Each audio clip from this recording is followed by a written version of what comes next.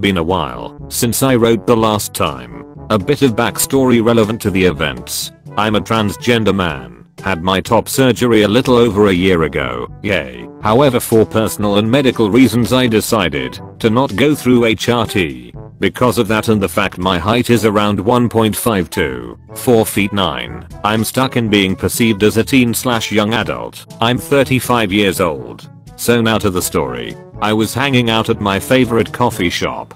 I always stay on the smoking area, as I'm a smoker. Anyways, law over here states that to be able to stay at a smoking area you need to be legal age to smoke, 18 years old. Keep in mind though, this law is not as harsh and strict as in other places like the US.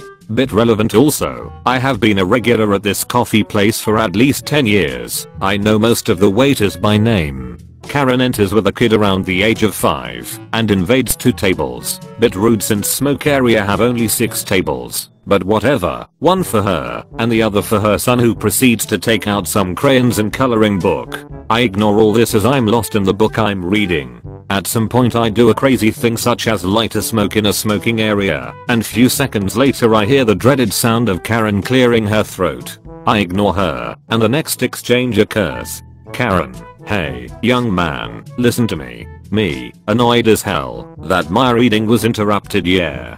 Karen: "Don't you think it is a bit rude you are blowing smoke all over my son?" Me, points to the big sign on the wall that says, "Smoking area, +18 only." Karen: "Do you even know how to talk? Are you retarded? Answer to me. You are too young to be smoking anyways." Me, whatever lady, proceed to take headphones out of my backpack and plug them in.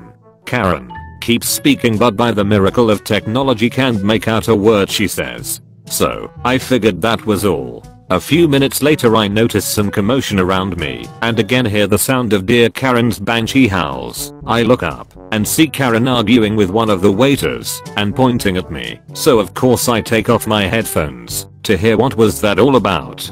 Karen: "You have to do something.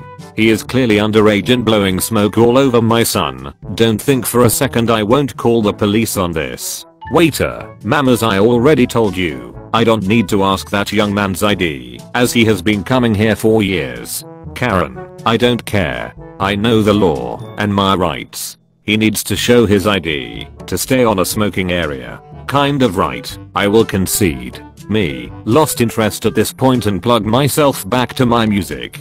Waiter, after a few futile minutes of arguing with Karen, taps my shoulder. "Hey man, I'm really sorry, could you just take out your ID so this lady can move on?" Me, take out my ID from my back pocket, which is still with my dead name, as even though changing your birth certificate is legal and relatively cheap in Mexico City, I would have to spend around $1,000 to get all my paperwork, education degrees, passport, driver's license, you get my drill, changed, and I spent most my savings on my surgery. Waiter: "Okay ma'am, you can see that he has shown me a valid form of identification. Now you have your kid out here and..." Karen: "Let me see that." Takes my ID from the waiter's hand. "This is clearly fake. That is a woman's name. How dare you impersonate a woman?" Waiter: "Ma'am, the ID is real and you need to give it back to him right now." Karen: "No. I'm calling the police right now so they can confiscate this and question him about why he is carrying a fake ID. That is a felony." Talking to me: "Now you have a lot to explain, young man. If only you could have been polite and not smoke all over my son."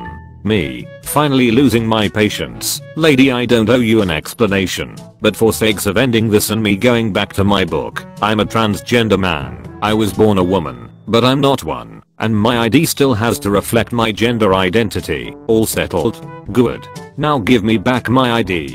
Karen, while her face went from normal to red in less than 3 seconds, visibly disturbed: "You are a freak. How dare you stand so close to my child? You are going to corrupt him." Now addressing the waiter: "Transgender. How dare you allow transgender sexual freaks here?" Kid: "Mommy, what transgender means?" Me, knowing that my afternoon is already spoiled and thinking, what the hell, let the world burn right now. I'm transgender. That means I was born like a girl, but inside I always knew I'm a boy, so I changed my name and how I look, and I'm very happy right now. Karen: This overlapped a little while I was speaking to her son. Don't talk to my child. Don't even dare. Kid, mommy, that means I can be a girl. Now I don't think the kid is trans or anything. This is actually a pretty common question when explaining little kids about trans people. Karen. Took her a few seconds to get out of the shock of it all. How dare you? You are evil, and you have just corrupt my son. I demand a compensation. Now my child is ruined. Now, as you can imagine, by then we had a pretty small crowd watching over, which eventually got manager's attention. Manager, what is going on out here? Ma'am, I will need to ask you to lower your voice and moderate your language. She used her choice of cuss words and offensive slang to refer to me, but won't even dignify to reproduce them. Karen, I will talk as loud as I want. It is outrageous what happens here. Are you in charge? Manager, yes ma'am. I'm the manager of this coffee place, and if you don't lower your voice I will have to ask you to leave. Now can you explain to me why? Are you yelling at my staff and customers? Karen, I'm a member of the Family League. Family League in Mexico is a right-wing association that fights against LGBT+ rights in general, abortion, single moms, and yeah, everything that is not your traditional mommy,